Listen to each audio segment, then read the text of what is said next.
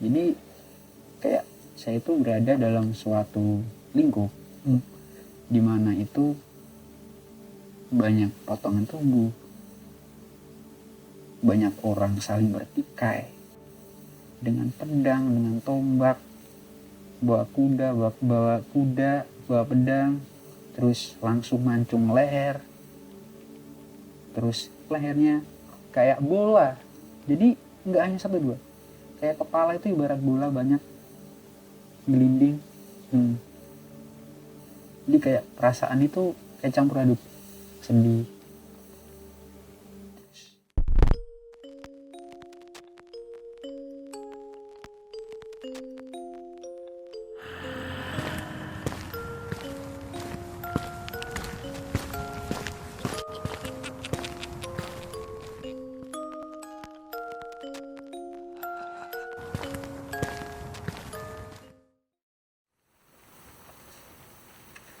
Bismillahirrahmanirrahim. Assalamualaikum warahmatullahi wabarakatuh. Balik lagi di channel Samawi Adventure. Kali ini gue sendirian, Bang Ete lagi beda tugas dalam artian gue sekarang ada di Jogja, saat ini di Jogja. Dan Bang Ete stay di Bekasi, kebetulan dia mau ada pendakian juga sama Bang Iwan sama Kopal. Jadi gue di Jogja ada agenda lain, kebetulan ketemu teman dan gue rasa kayaknya si Indonesia pecinta horor tahu dia siapa gitu kan. Dan ini menarik, dia pertama kali bercerita di channel YouTube secara langsung. Biasanya hanya ceritanya saja yang dibacakan oleh orang-orang. Kali ini alhamdulillah dia bisa atau mau menceritakan, berbagi ceritanya langsung ke channel YouTube dengan cara dia bercerita secara langsung tanpa melalui tulisan. Oke teman-teman, yang belum support channel Samawi Adventure, buruan support channelnya dengan klik subscribe, klik tombol like-nya, komentar jika kalian berkenan, dan share juga video dari Samawi Adventure jika kalian juga berkenan. Tanpa berlama-lama, sebelah gue sekarang ada, gue bilang sahabat, ya gue bilang temen, ya iyalah, satu profesi, satu hobi juga. Ini Bang Balakarsa. Bang, Ngerahi semuanya. Jadi kebetulan pas gue di Jogja, ya gue WhatsApp dia, Bang gue di Jogja. Oke, pas gue bilang kan, oke merapat, kebetulan pas baru pulang ya. Baru pulang. Bahkan Keril masih ada nih. Ya, masih ada. Masih bawa Keril dia. Tadi ketemu gue di Jogja, ya pokoknya di salah satu tempat di Jogja, ketemu, akhirnya main ke tempat teman di daerah Ring Road nih. Apa daerah, gue lupa nih nama daerahnya apa sih, ya pokoknya di Jogja lah, masih di Jogja lah gitu. Dan ngobrol-ngobrol, awalnya sih nggak ada pembahasan masalah konten segala macam ya, pokoknya sharing, silaturahmi gitu, ngobrol. Akhirnya mau cerita boleh, oh ya sudah. Dan gue ngerasa ya senang aja sih, karena setahu gue lo nggak pernah ngebawain cerita secara langsung gitu kan, jadi hanya tulisan lo yang dibacain oleh teman-teman yang lain gitu kan. Jadi alhamdulillah lah. Kira-kira lo mau cerita apa?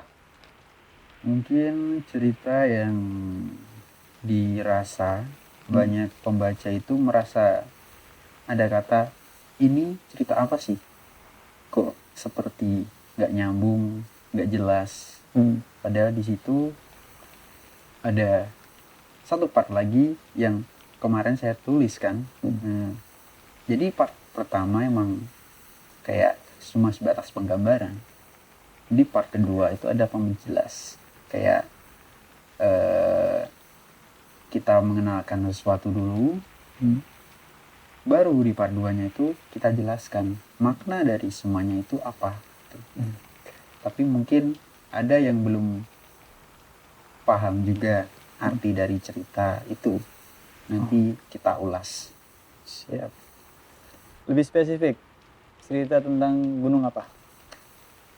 Ini adalah pendakian saya di era pandemi.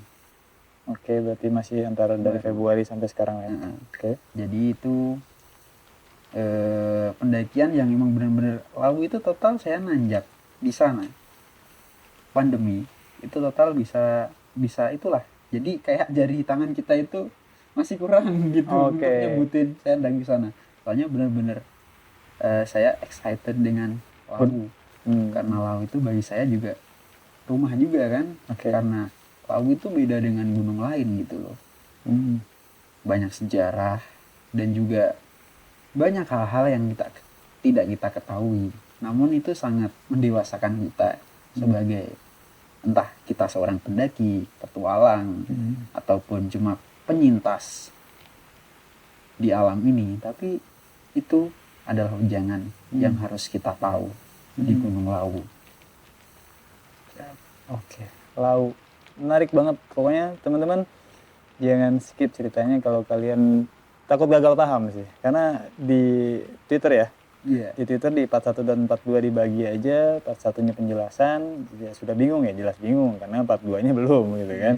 Part 2-nya diceritain juga jadi agak nggak nyambung karena harus baca dulu dari part 1-nya ke part 2-nya secara langsung biar bisa paham. Buat yang ketinggalan baca di Twitter, boleh terus pantengin ceritanya Bang Balakarsa. Mangga, sok Bang, diceritain dari mana mulainya. Oke, jadi ini adalah kayak pendakian yang paling berbeda di pendakian Lawu yang pernah saya alami. Karena di situ saya bertemu dengan beliau yang saya kenal dan juga mengajarkan saya tentang makna sendiri Gunung Lawu itu, yang sudah banyak orang itu mengatakan ataupun berasumsi itu adalah serem, horor, mistis, dan merujuk pada hal-hal yang malah bertolak balik dengan aslinya. Mungkin langsung saya mulai aja ya. Siap. Jadi di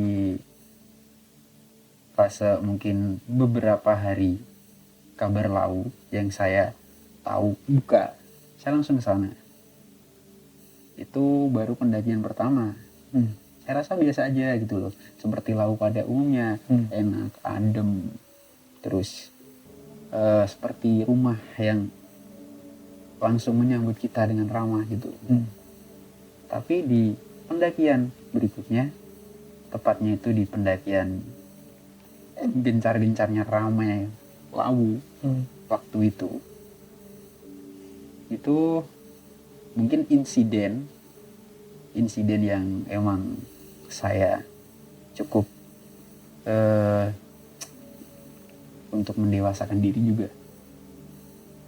Jadi di saya ketemu beliau ini, saya itu nanjak dulu di hari itu, di waktu sebelum saya ketemu beliau. Di sana saya bertemu, naik seperti biasa simaksi dan lain-lain, naik dari pos 1, 2, 3, 4. Akhirnya di pos 5 saya ketemu dengan pendaki dari Tuban dan juga Rembang. Mungkin mereka saya nonton juga. Oke, jadi nggak ada serem-seremnya, cuma kita ketawa bareng. Cuma bedanya di malam saya tuh berasa kayak ada apa ya, kayak sedikit rasa itu kayak sedih, entah sedih karena apa saya nggak tahu juga. Terus tiba-tiba sosok yang sering menemani saya, pasti semua orang udah tahu lah siapa yang sering menemui saya dan juga sering menemani saya kemana saja. Ya dia dalam cerita juga kan. Nah dia datang terus bilang, kamu jaga diri, hati-hati, ada yang ngincer kamu, dan itu mereka ada di atas, dan itu katanya berwujud hewan. Mamalia juga katanya, jenisnya mamalia, terus lumayan gede juga, jadi setara manusia. Terus usut punya usut, itu juga yang sering menyesatkan pendaki yang tidak mau menaati peraturan mereka. Itu nggak hanya satu ternyata, ada sekitar 60 yang mengincar saya. Oke. Oke, terus sosok ini saya marahin karena saya capek kan naik, maunya damai, menikmati suasana gunung yang emang orang dambakan lah, menikmati dinginnya, suasana hiruk pikuknya yang sepi, terus ada obrolan-obrolan. Di situ saya sempat ngobrol juga sama sosok itu. Terus, kamu kenapa ngikutin saya?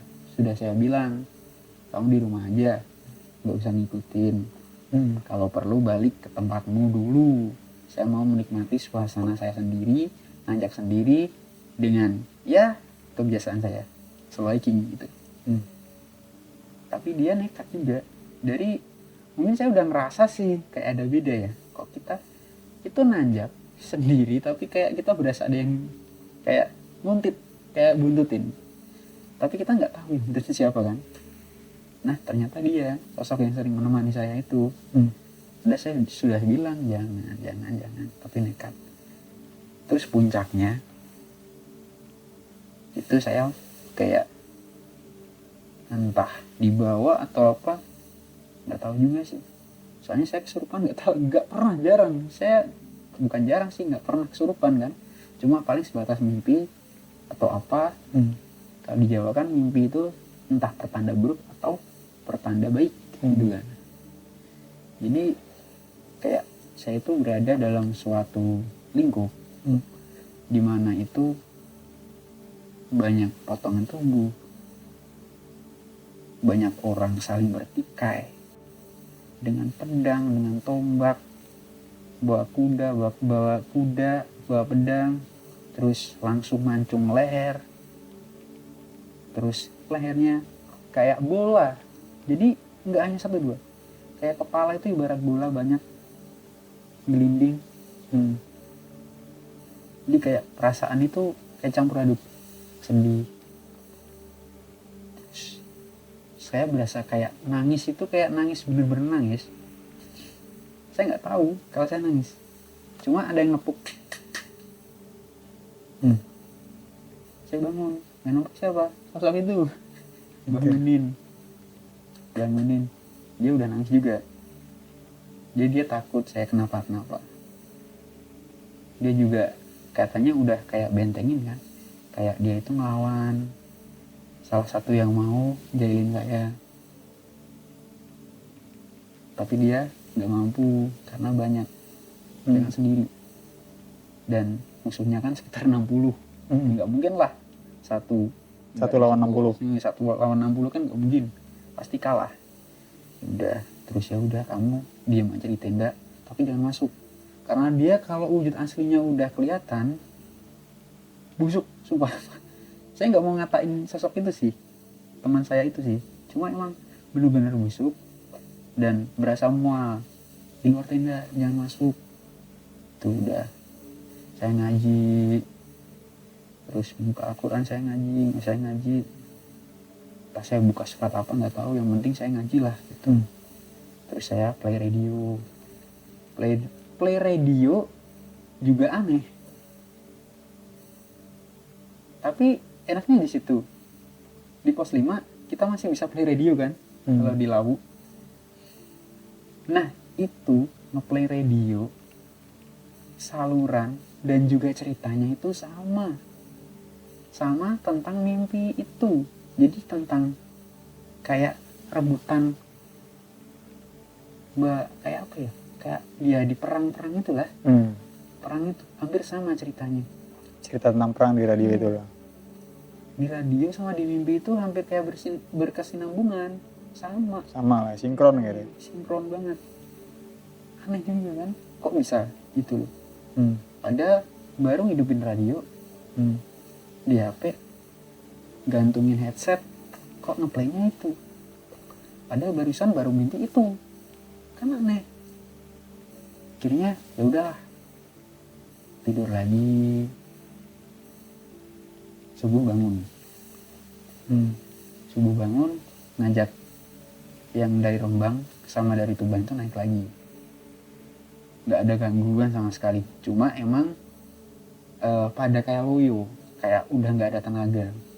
Padahal itu udah saya recharge, bener-bener saya kasih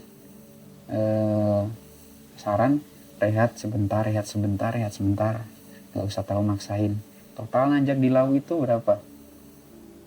3 hari 2 malam kayaknya, nggak salah. Itu kayak pendakian Lawu yang paling lama yang pernah saya alami. Biasanya cuma paling 1 hari 1 malam turun. Itu bisa 3 hari 2 malam. Dan ngecampnya itu di pos 3 sama di pos 5. Pos 3 mata air ya? Iya, pos 3 mata air. Di situ saya ngecamp di situ malam pertamanya. Malam kedua di pos 5. Jadi total pos 5 itu bulak peperangan ya? Iya, bulak peperangan. Sama lagi di radio sama di mimpi. Mimpi dulu tragedinya kayak gitu. Di radio sama. Perang juga. Aneh juga kan. Anjir. Tapi sampai atas nggak apa-apa sih. Biasa aja gitu. Kayak pendakian orang-orang. Nggak ada hal-hal yang menakutkan ataupun yang menegangkan gitu. Biasa. Cuma pas turun. Pas turun itu kayak kita itu benar-benar dibuat kayak kewalahan gitu loh. Nah, kesalahan saya di situ diledekin sama pendaki yang lebih muda. Dan itu kayak menyinggung banget kan. Itu juga kayak body shaming juga. Kayak ngatain kok udah kayaknya kelihatannya semua perlengkapannya udah lumayan, kok jalannya lembek gitu lah. Siapa yang nggak emosi kan, udah capek dikatain.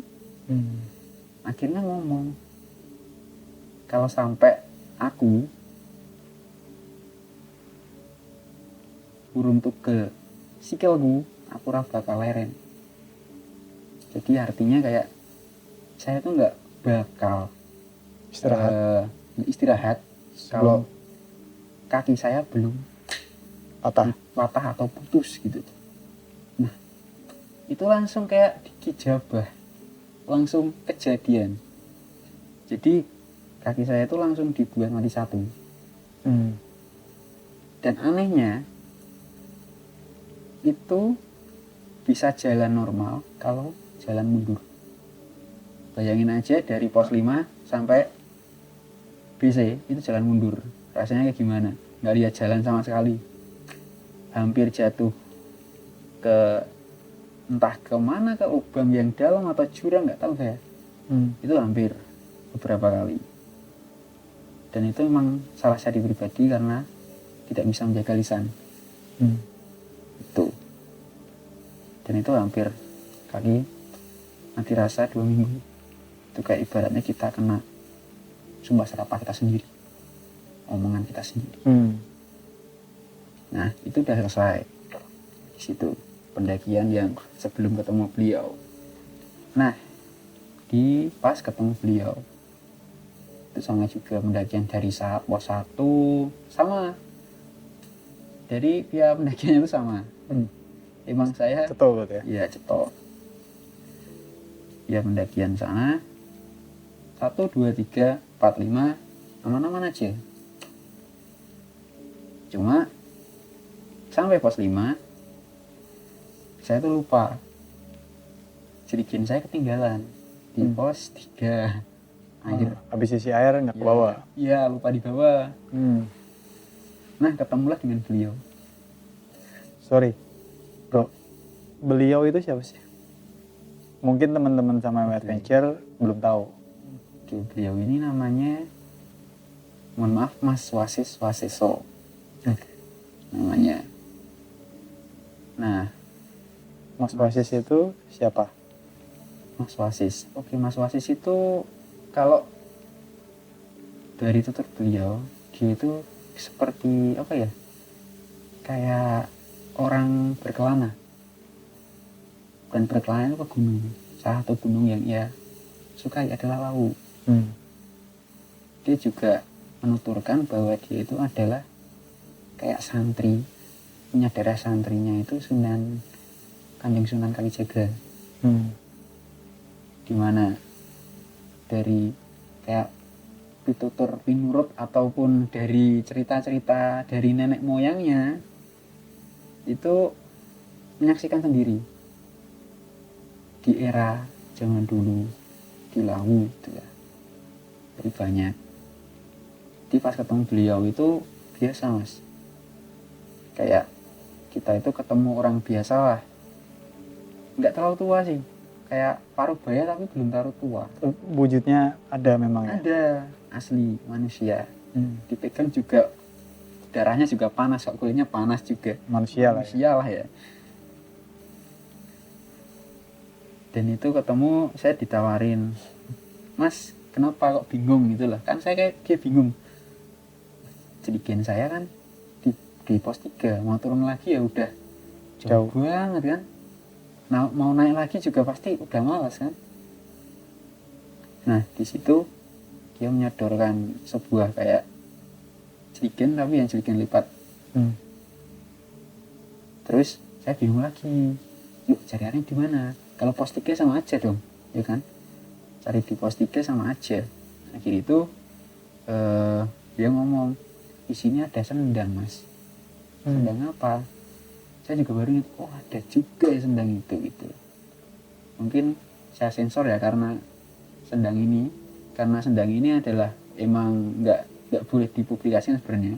Sendang ini hanya diambil airnya jika urgent sebenarnya. Sendang ini emang ya dekat dengan pos 5. Kita jalan ke sana. Biasa. Jalannya ya kayak ngobrol-ngobrol.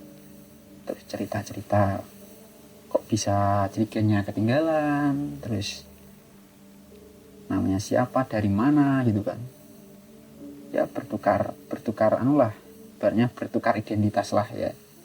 Dia siapa, tapi kan cuma sebatas nama, belum menjamah ke siapa sebenarnya Mas Faris ini gitu loh. Nah sampailah di sendang itu.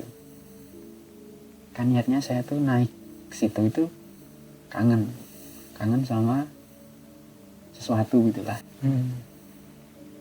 Dimana sesuatu itu emang saya dambakan ketemu lagi, karena saya sudah benar-benar kangen. Ketemulah sendang itu. Saya ambil air, mereka main air sambil senyum, terus sambil ya kayak bercanda gitulah. Saya seneng kan lihat mereka, akhirnya bisa melihat mereka ketemu gitu loh. Nah saya nggak tahu Mas Hafiz ini kan bisa lihat mereka apa enggak, karena yang bisa melihat mereka itu jarang mas. Jadi sebentar, mereka itu siapa? Mereka itu kalau dari wujud itu harimau. Oke. Kalau saya menamakannya mereka itu adalah Lodang dan Loreng. Itu apa itu? Harimau kembar. Hitam mereka? Enggak, harimau biasa. Ya kayak harimau pada umumnya. Cuma mereka lebih besar. Lebih besar dan kalau bagi saya Cina. Nggak nakutin kok mereka, lucu. Ya seperti kucing pada umumnya, bisa dielus. Dan mereka nurut gitu loh. Nah Mas Wasis ini lihat mereka kayak nggak seneng gitu. Ternyata bisa lihat juga dia? Bisa, saya nggak tahu juga. Pertamanya saya nggak ngeh juga. Jadi kayak tanya, udah lihat kayak kalau bahasa Jawanya itu wis weruh ngger apa sing mbok goleki itulah, apa wis entuk sing mbok goleki. Jadi kayak bahasa Indonesianya itu kamu sudah dapat apa yang kamu inginkan, ataupun kamu apa yang kamu cari ya. Yang kamu cari itu udah kamu lihat gitulah. Ya di situ saya kaget, lihat apa dulu, apa Mas Faiz juga bisa melihat mereka gitu. Soalnya si Lodang dan Loreng ini itu tipe-tipe yang mau menunjukkan kalau emang suka itu menunjukkan, Dia kalau muncul. enggak. Dan jarang pendaki yang lihat mereka gitu. Karena mereka kan di era zaman dulu itu adalah kayak, kalau orang sekarang kan kayak binatang peliharaan ya, itu binatang peliharaannya maharaja loh. Jadi kayak binatang peliharaannya mohon maaf, Prabu Brawijaya V yang kita kenal selama ini. Nah, Lodang dan Loreng ini adalah peliharaannya beliau, maharaja yang kita kenal itu, yang akhir dari era Majapahit kan. Kan nggak mungkin juga peliharaannya maharaja Majapahit menunjukkan wujudnya ke sembarangan orang kalau dia nggak mengenal orang itu gitu. Karena saya juga cukup mengenal, meskipun sebatas cuma lihat, terus ngelus juga kadang nggak bisa, tapi saya seneng gitu loh, mereka mau menampakkan wujudnya lagi pada saya tuh. Akhirnya saya tarik sama Mas Asis, udah selesai cicilin, tak turun, tanya lagi, wis oleh apa sing mbok goleki, jadi sudah dapat apa yang kamu cari.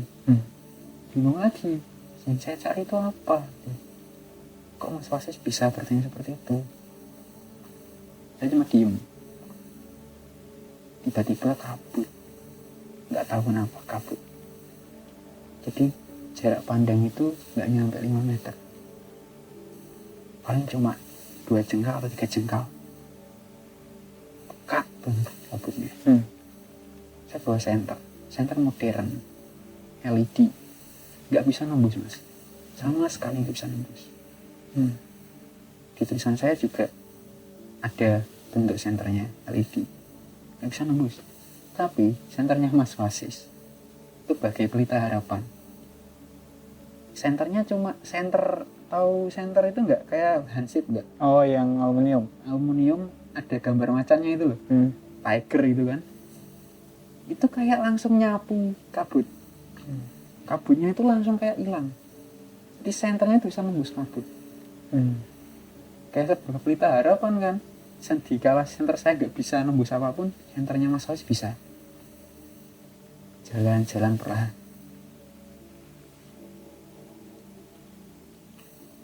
Tiba-tiba tangan saya dipegang Mas Wasis. Pegangannya itu pertama biasa, lama-lama semakin kayak neken. Jadi kayak rasanya kan kalau ditekan gini kan sakit banget ya. Kita kan laki-laki, nggak mungkin kita teriak ngomong sakit Mas, nggak mungkin kan, kita tahan. Oke. Terus oke lah, langkahnya makin cepet kayak orang buru-buru, nggak tahu kenapa. Terus tiba-tiba senter diketopin ke dahan kayu, ke batang kayu, ke batu. Nggak tahu maksudnya apa, dan nggak tahu ngapain kok ngelakuin itu. Ini lanjut sampai ngecamp Di pos 5 lah ya? Pos 5. Tapi baru bentar itu, soalnya kan udah malam banget, jadi posisi itu nggak terasa Mas. Jadi dari Sendang ke pos 5 lagi balik itu kayak memakan waktu berjam-jam. Nggak sadar kita, Padahal pas berangkat dekat. Itu kalau kita normal itu cuma 15 menit kok. Turun terus ke Sendangnya 15 menit atau 20 menit lah. Nah, kita balik lagi ke pos 5-nya itu bisa memakan waktu hampir 4 jam. Aneh kan? Itu nggak saya tulis karena kayak terlalu belibet nanti ya, kok bisa lama, pertanyaan lagi kan. Ya karena saya nggak bisa nalarkan itu. Kenapa kok kita biasanya kan 15 menit, kalau kita turun 15 menit naik paling setengah jam ya? Setengah jam itu udah ilmu pendakian itu udah pastilah Rata-rata seperti itu ya? Rata-rata 2 kali lipat ya? Turun itu separohnya naik lah. Kok bisa gitu loh. Akhirnya udahlah gitu loh, saya kalau mau tanya sama siapa, saya juga sungkan mau tanya sama beliau, Mas Wasis ini. Terus akhirnya ya udah tidur bentar, dibangunin Mas Anies, diajak ke Kupaan, Kepak Menjangan. ya kalau kita sebut pos 6 ya, Kupaan jangan ya, pos 6. Di sana kita cuma diriin tenda, terus masukin keril saya itu saya masukin, udah cuma bawa kayak waistbag lah. Itu naik jalan bentar itu sampai pada sebuah batu. Oke, jadi habis itu kan kita masukin keril lagi, kita cuma bangun tenda terus cuma masukin keril, bawa waistbag. Saya bawa waistbag. Kalau Mas wasis itu bawa kayak tas tapi kecil. Daypack. Enggak daypack sih Mas, beda. Tasnya itu kayak tahu tas buat futsal enggak? Nah bawanya kayak gitu, tapi motif batik. Cuma bawa itu, bawanya cuma air satu botol kayaknya nggak salah. Terus naik sampailah pada batu itu penghujung Bupakan ya? Tengah Mas, kayaknya tengahnya mau itu kan, mau kalau dikit lagi mungkin Mas Ardian kan. Oke. Tengah-tengah kan batu. Iya. Pas turunan gitu. Nah, pokoknya jalan yang orang-orang sebut itu miniatur Argopuro. Kan sabananya kan luas banget, sama jalannya luas banget itu kan, dari Kupaan itu. Lah, berhenti di situ. Buksik, ger. Saya juga aneh kok. Kang Mas Wasis ini kok nyebut saya ger. Kayak simbah saya nyebut saya ger juga. Ger itu kan sebuah nak. Jadi itu dulu itu kalau simbah itu nyebutkan manggil saya itu ger, dole cah bagus atau nak, anak ganteng gitu kan. Kalau di Jawa, nah juga kok nyebutnya kok kayak simbah saya. Terus saya nggak mau itu kan, mikir terlalu dalam, soalnya kan niatnya saya kan naik gitu loh. Kamu sama Rodang sama loreng gitu. Terus naik cari view, udah selesai gitu loh. Tapi malah ketemu Mas Wasis ini. Tapi ya tertolong juga sih gitu loh. Nah pas di batu itu suruh berhenti. Mas Wasis jalan perlahan itu kayak ke arah sebuah hutan dalam. Saya masih ingat ada suara